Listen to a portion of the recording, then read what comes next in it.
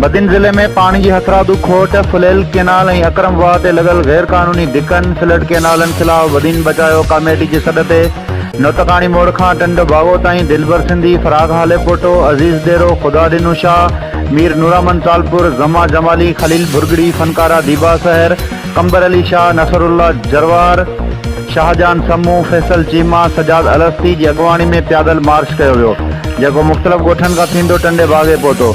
नौतकानी मोड़ खां टंडो बागो ताईं रैली जो शानदार इस्तक़बाल कयो वियो। मार्च खे ख़िताब कंदे अॻवाननि चयो त बदिन ज़िले जो पाणी बंदि करे ॿियनि ज़िलनि खे ॾिनो पियो वञे ऐं गुज़िरियल 2 सालनि खां पाणी जी बंदिश आहे, जंहिं करे हिते जा माण्हू पाणी जे फुड़े ख़ातिर परेशान आहिनि। हिननि चयो त हिन वक़्तु उतरनि इलाइक़नि में बरसाति जे करे पाणी जी खोट न आहे, पर बदीन जो पाणी वक़्त जे अज़ीज़नि बंदि करे छॾियो आहे।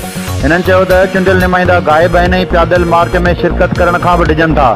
हिननि चयो त हिन वक़्तु वफ़ाक़ ऐं सूबे में बदीन जी नुमाइंदगी कंदड़ माण्हू पिणु ख़ामोश आहिनि। बदीन ज़िलो मुकमल तबाह थी चुको आहे। हिननि पाणी जी बंदिश ख़िलाफ़ को बि आवाज़ न आहे उथारियो।